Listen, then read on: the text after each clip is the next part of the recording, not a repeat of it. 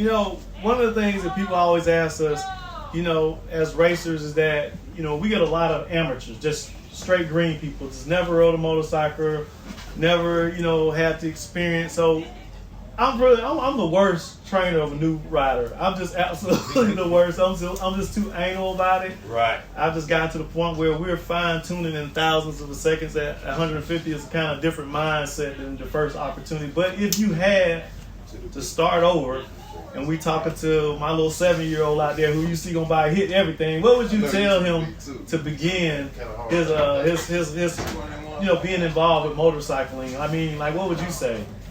My opinion is probably to set a goal and go after that goal. You know, my goal was always go faster. I always wanted to have the fastest Kawasaki. Mm-hmm. And that wasn't my tuner's goal, but that was my goal. But go after your goal and make that happen. And, you know, no matter if you're a junior dragster level or, you know, straight off a new street bike. Uh-huh. Set a goal for How yourself. about just an amateur rider, just a plain the person who say, you know what, I just want the freedom of riding a motorcycle right now. I just never experienced riding a motorcycle at all. You know, like, you know, I know that for me, when I first started riding, it was dirt bikes. You know, my little neighbor had a 50. Yeah, right. And we ran in the woods and crashed and everything. So, I mean, I didn't have any, like, formal motorcycle trainer. But I think if I could start over and do it one more time now, what would you think would be good? I think you're on the right point. Start with a dirt bike. Because if you get on one of these, you can get hurt fast. It takes a lot of track time to get good. Right. It takes a lot of effort. It takes a lot of money. Right. So, you know, if you just want to come out to the local track, learn to ride a street bike, come out to the local track and start making laps. We all did. We all started at the bracket position. That's right. No matter if you're John Force or whoever you are. That's right. You started off at a bracket. Right. Now that's curving more towards the racer. Now that's good. So we'll segue on over to the racer as a professional, as a racer.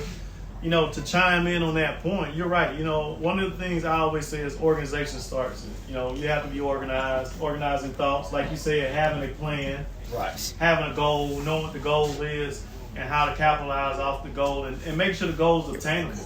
Sure. You know, people set goals that really aren't realistic. They aren't even real attainable, measurable, right. None of that stuff.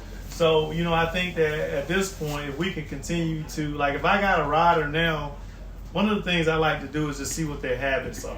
You know, like how they keep things, because that's important. You know, just like little bitty things like the boat left undone or whatever. You know, I'm a checkboard person. I mean, I've been racing for almost 30 years. I got a check. I still have a checkboard in my trailer just because, you know, things throw you off a place. That and a routine. You gotta have a routine. Yeah. You know, do the same thing time after time after time. Yeah. When you break that routine, you know something's wrong. Yeah, you know something's wrong. Yeah. So get your routine. Stay with that routine. No matter if you're on a street bike, you progress to a drag bike with wheelie bars or slick. But I mean, you got street bikes now that are going faster than most drag bikes. That's true. That's true. Crazy how fast they go. Now I don't want no part of that. I mean, I if it don't got a wheelie bar on the back, I'm not. Look, I learned to go as fast as anybody let me go. So all you bar guys, I'm a bar sissy. If you want to say that, I'm so scared of it. I don't do bars, period. There we go. If it don't have a bar, I'm not getting on it. Now, I've asked Richard Gasson to teach me to ride some of them fast street bikes, but I don't know how much I really want to go. I might try that. Now, you take over me and Charlie, we'll come up there. Y'all want to give us some street bike lessons. I did ride a no-bar bike pretty quick, though, actually. I had a no-bar bike that ran almost 4s. Oh, that's fast. Back in the days. But with a clutch. Right. Yeah, so I never actually rode a slider bike until 2006. That was my very first time ever being on a slider bike, ever in my life. Well, you know, I have never been on a bike with an auto shift until last year. I mean, there you go. Well, technology is making us kind of pushing us up a little bit. I mean, if you're going to keep up with the Joneses, you got to run with them. How far do you want to go with technology, though? I mean, that's the question I'm kind of like on the fence with. Like I'm saying, like to people like, I love 460 enough to say, let's leave it mano a mano. You leave the equipment in the equation, and you leave the tuner, the rider in the equation. You let the button go. Whatever you decided you wanted to do before you let the button go is all you got. Now, I'm old school. So, I mean, I would rather to go back to the old days where you let go of the button and you shift that thing yourself. Wow. But it's not going to happen. You know what I mean? They got traction control, they got wheelie control, they got everything you can imagine. So unless you're up with technology, you're not going to win. Yeah. I mean, it's hard to beat them guys. And as much as I would like it to go back, it's not going to go back. So what's the fix? Get more technology? Yeah, get with the young guys, man. So my point on that is this, you know, and we can beg to differ. That's no problem. That's all good. I just feel like, me personally, that I don't want to drive the cost of sport back up. So, I agree 100%. I don't need it. So if we keep that down, in my opinion, you know, if we can keep that to a curve, and perhaps maybe just utilize the tuning capabilities with the weather to the rider. If you go 70 and the whole field's running 70s, or they kind of trim up and tighten it up later with 60s, I can live with that. But I don't want to come off the truck and go 60 with a 1 and everything else I do is 60 with something. Even me personally, as much as I would love to win, I just feel like it would just do such a disservice to the class as a whole. I mean, I agree 100%, and I would really love to go back to the old school ways where you got to mash the button. You got to make your own tuning calls, right, instead of a computer. Right.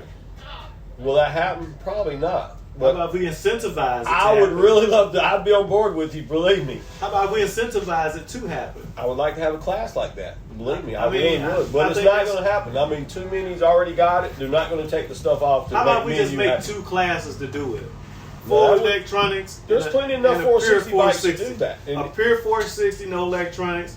A full run what you brung. Do what you want to do. Let's run with that. I would love to be in that. I mean, that might be the cure. That might be the cure for me and you. That might be. Well, cool. Well, I enjoyed the conversation, man. I love talking to you, man. Hey, I'm glad to be over here with you. Hey, man, I'll tell you, it's fun. Hey, I'm gonna come down there and support you in the weeks, guys, too, man. I'm gonna come down. The bike's got to go back to Kentucky to get a little tune up after we leave here, so I won't have my bike next week, but. I'm definitely coming on. Maybe just drive up there. So where y'all be next week? Brandon, right? No, I don't think we're going to make that. We've had some transmission issues, and so they've ordered a new tranny. And so I think it's going to be the Valdosta race with the Man Cup. Oh shit, we got an open commitment over here. Do I need to drive to Louisville after I leave here? I'll go pick it up for you. Oh, we might be done got us another hit going on over here. We might go 2 for 2. That's right. Yeah, but look, you never know. You never know. We never know, man. Look, that's the whole cool part about it with drag racing, man. We just out here, we have fun, make decisions on the fly, and that's just how it goes. But look, once again, HollywoodDragRacing.com. Check us out tomorrow. Check it out. We'll be here. Dad.